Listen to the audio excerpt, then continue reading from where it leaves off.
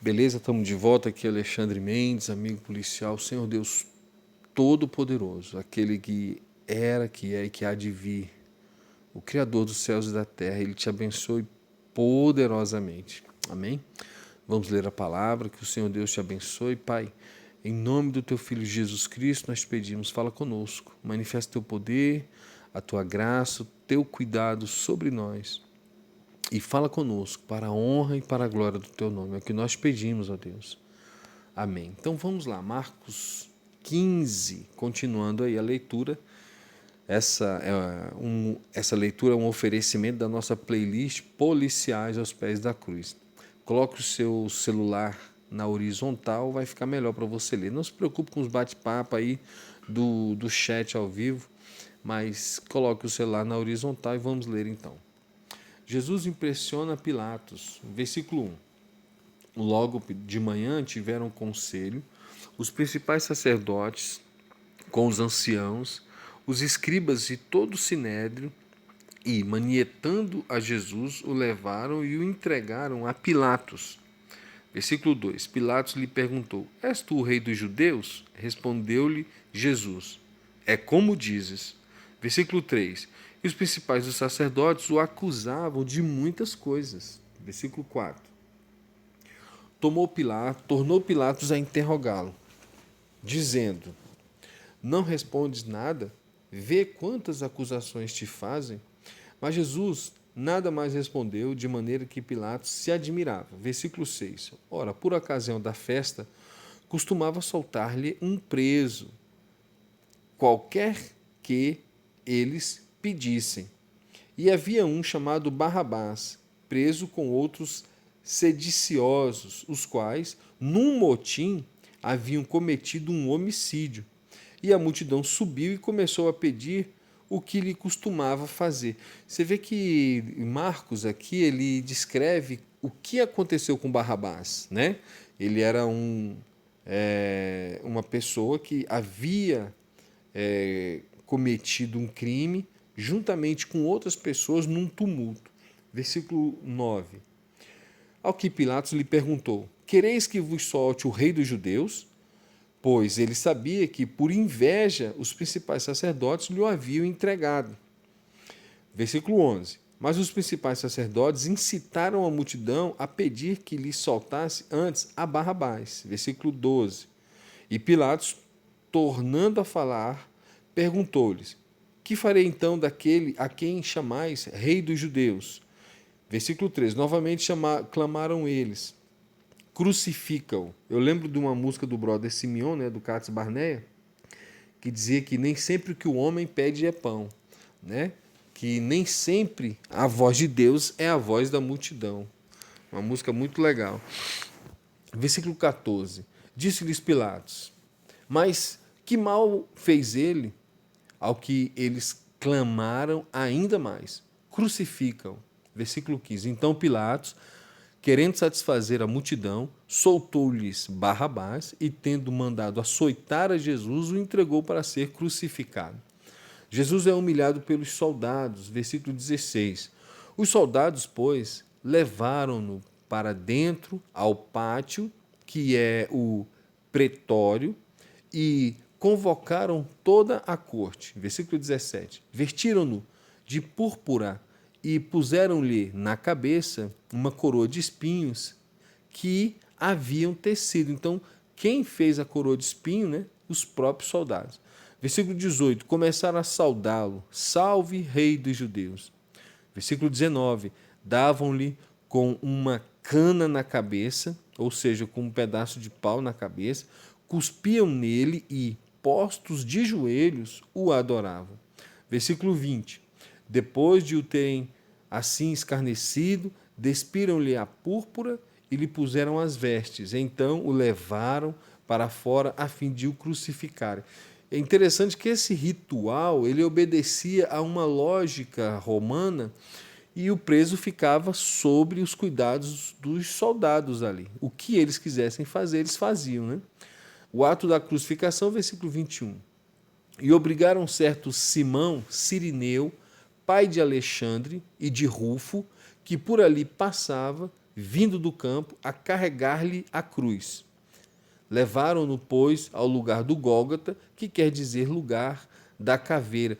Olha só que interessante, uma pessoa é forçada a carregar a cruz para aquela pessoa, ou seja, claro, para Jesus, né, mas para aquela pessoa que estava sendo crucificada, né?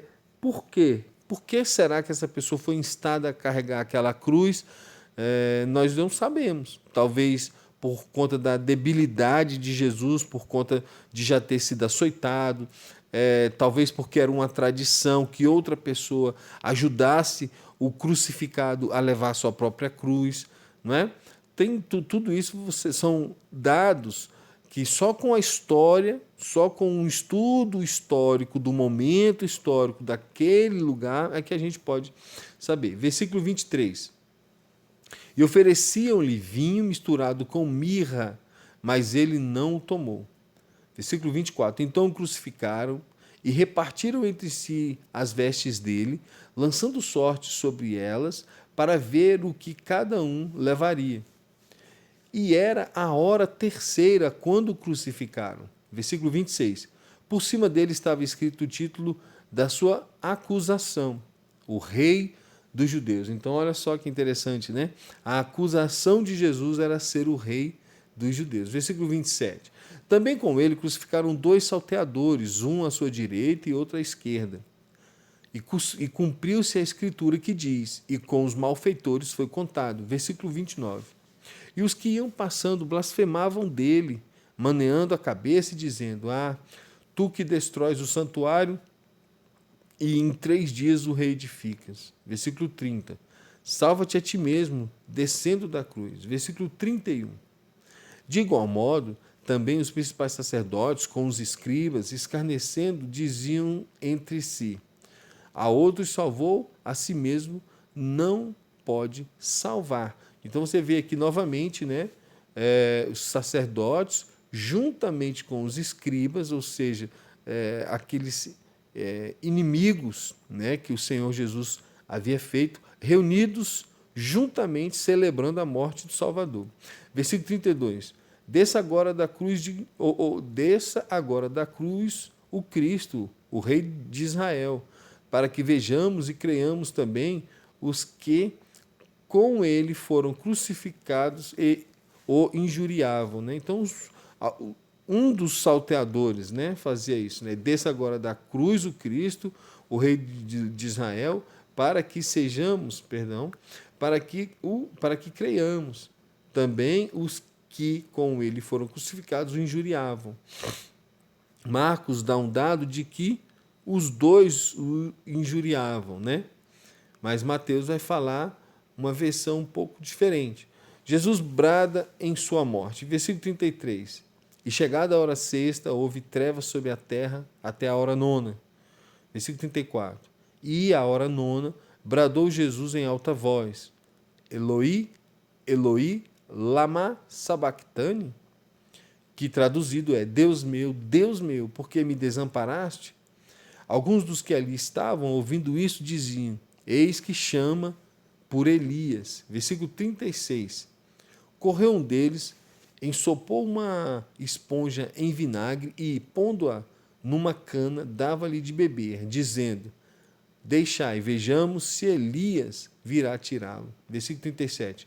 Mas Jesus, dando um grande brado, expirou. Versículo 38. Então o véu do santuário se rasgou em 2, de alto a baixo. Esse rasgar do véu significa o Santo dos Santos agora estava com acesso livre por meio de Jesus Cristo e do seu sacrifício. Por isso o véu se rasga de alto, simbolizando que a abertura partiu de Deus, abaixo, ou seja, aos homens. Glória a Deus por isso. Ora, o centurião que estava defronte dele, vendo-o assim expirar, disse, verdadeiramente este homem era filho de Deus. Versículo 40. Gente, lembra que houve trevas. Gente, não é qualquer coisa, tá? Olha só. Olha só. Aqui, ó. E chegada a hora, versículo 33, ó. E chegada a hora sexta, houve trevas sobre a terra até a hora nona. E a hora nona bradou Jesus em alta voz, Eloi, Eloi, lama sabachthani, que traduzido é Deus meu, por que me desamparaste?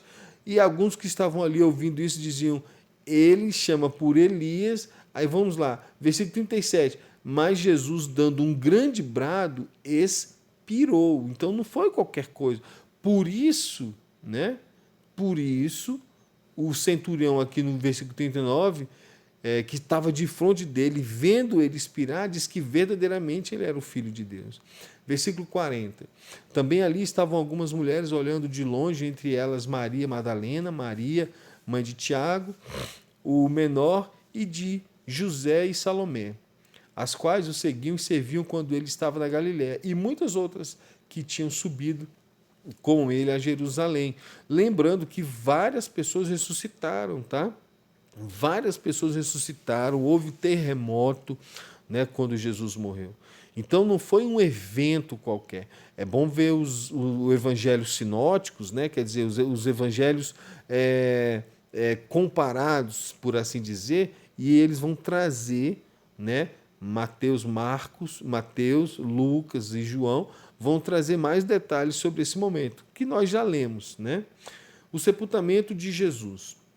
Versículo 42. Ao cair da tarde, como era o dia da preparação, isto é, a véspera do sábado, José de Arimateia, ilustre membro do Sinédrio, que também esperava o reino de Deus, cobrando ânimo, foi a Pilatos e pediu o corpo de Jesus. Versículo 44. Admirou-se Pilatos de que já tivesse morrido e, chamando o centurião, perguntou-lhe se de fato havia morrido. Versículo 45. E, depois que o soube do centurião, cedeu o cadáver a José. Então, ali José vai pegar o cadáver de Jesus para que ele fosse enterrado. Versículo 46. O qual, tendo comprado um pano de linho, tirou da cruz o corpo, envolveu-o no pano e o depositou num sepulcro aberto em rocha e rolou uma pedra para a porta do sepulcro. E Maria Madalena e Maria, mãe de José, observavam onde fora posto. Aqui, né, que surge, nós já falamos sobre isso nas outras leituras, mas aqui surge a tal teoria do santo sudário, né, de que esse pano, esse linho que foi envolto o corpo de Jesus teria sido preservado. Balela, pessoal, só balela, conversa fiada. Por quê? Olha as circunstâncias em que Jesus foi crucificado. Olhando a circunstância, o contexto, é impossível a dizer, esse pano foi guardado porque era de Jesus. Sinceramente, um dogma, né, que é pregado, mas que infelizmente ou felizmente não tem uma base, né, até histórica não tem uma base histórica.